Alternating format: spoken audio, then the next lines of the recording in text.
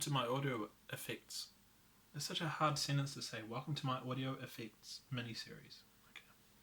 Hi, welcome to my audio effects mini-series, where I'll be discussing with you the best way to order your audio effects inside your DAW.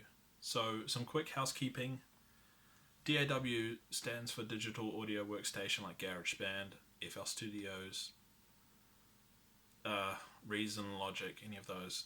In general, a channel is a instrument track inside of a DAW. And audio effects, if you don't know what audio effects are, this probably isn't the video for you.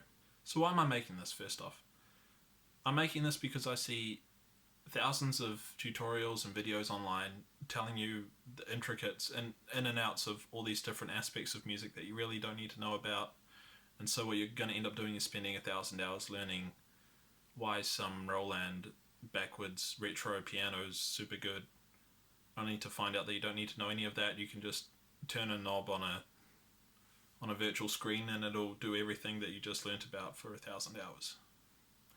There are tutorials that deal with audio effects, a lot of them, a lot of good ones, but one thing that they often miss is the thinking behind why you have your audio effects laid out in a certain way within your DAW.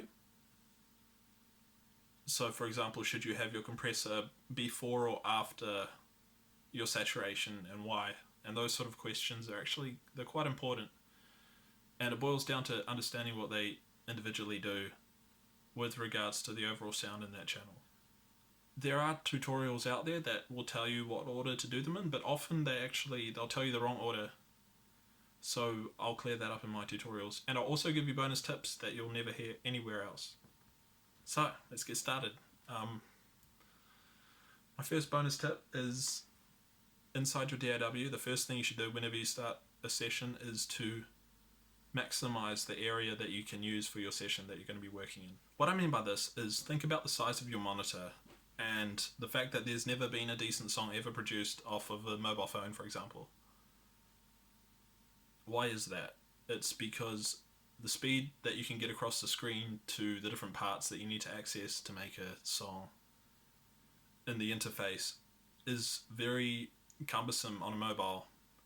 And likewise, imagine if your screen was the size of a projector screen and you had to drag your mouse all the way across to get to the piano roll from the main arrangement view.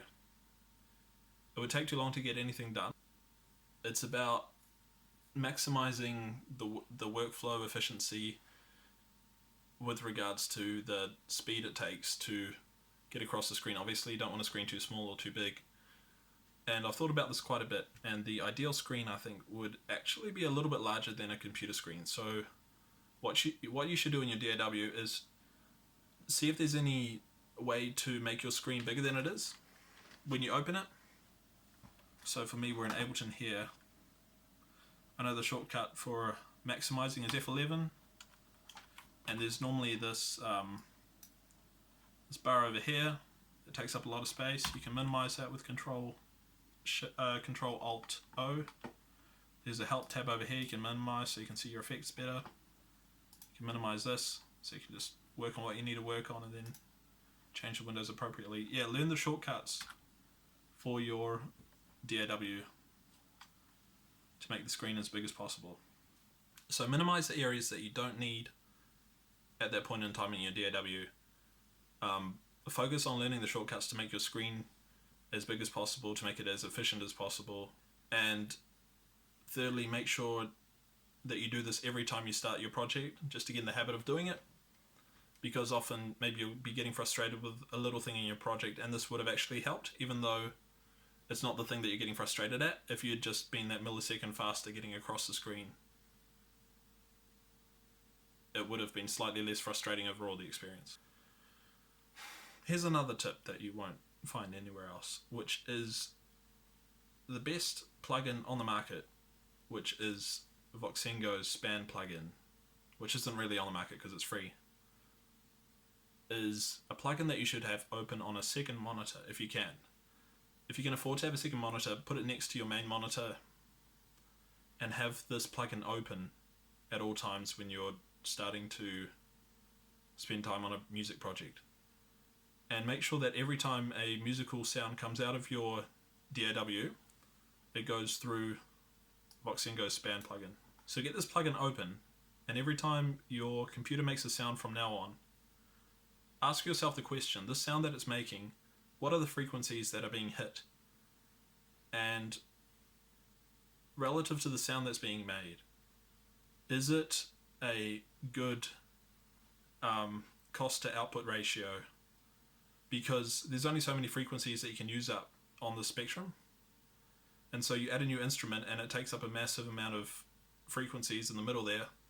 It's going to make it more difficult for you to have other frequencies in the middle there. For what it's adding to the spectrum, is it really giving a good payoff? You need to ask yourself this every single time that a new sound comes out of your project. So you need to think, is a sound going to clog up my mix? How's it going to sit relative to the other sounds on the spectrum? Is it fitting in with the mix well in terms of the actual timbre of the sound? So yeah, that's all for the intro. Let's get into the tutorials.